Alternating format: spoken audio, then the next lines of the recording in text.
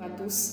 Notre méditation de ce matin se trouve dans le livre de Luc. Luc, le chapitre 3, du verset 21 au verset 38. Et dans ce passage, il est question du baptême de Jésus et puis ensuite de la généalogie de Jésus. Et en méditant sur ce passage, ce qui est fortement monté en mon esprit, c'est toute l'humilité qui caractérisait la vie de Jésus. Humilité de par sa conception, sa naissance, sa marche sur terre, son baptême, sa mort, sa résurrection. Jean a présenté Jésus comme étant l'agneau de Dieu qui ôte le péché du monde.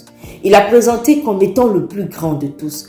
Mais quand Jésus apparaît ici au verset 21, il apparaît dans toute une simplicité.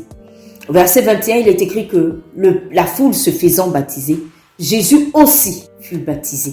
Jésus n'avait pas besoin de se faire baptiser, mais il s'est identifié à la foule jusqu'à se faire baptiser comme la foule. Jésus s'est humilié alors qu'il était pleinement Dieu. Et sa généalogie le montre. Sa généalogie au verset 23 commence par Jésus, fils de l'homme, fils de Joseph, fils d'un tel, mais elle termine par Jésus, fils de Dieu. Au verset 38, on le voit, la généalogie ça se termine par Jésus, fils de Dieu. Donc il était pleinement Dieu.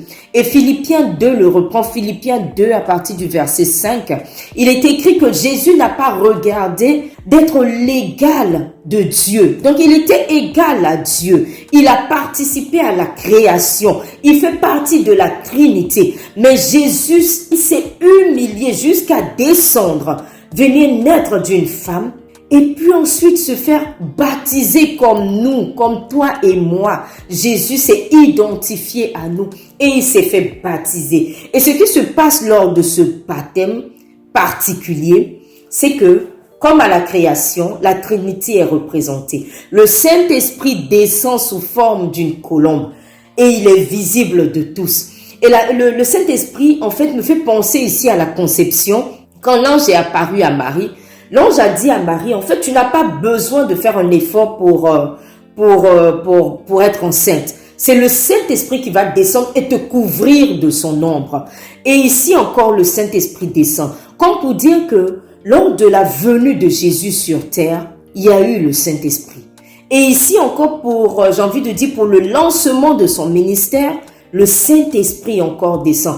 Comme pour nous exhorter à démarrer toutes choses avec le Saint-Esprit. Démarrer la journée avec le Saint-Esprit. Démarrer une entreprise avec le Saint-Esprit. Démarrer une activité avec le Saint-Esprit. Ensuite, effet sonore, la voix de Dieu se fait entendre. Et Dieu qui dit, celui-ci est mon fils bien-aimé en qui j'ai placé toute mon affection. Non pas une partie de mon affection, mais toute mon affection. Comme pour montrer la valeur de son cadeau, la valeur de son sacrifice. Dieu nous a donné ce qu'il avait de plus cher pour montrer encore notre importance, l'importance, la place que nous occupons dans le cœur de Dieu.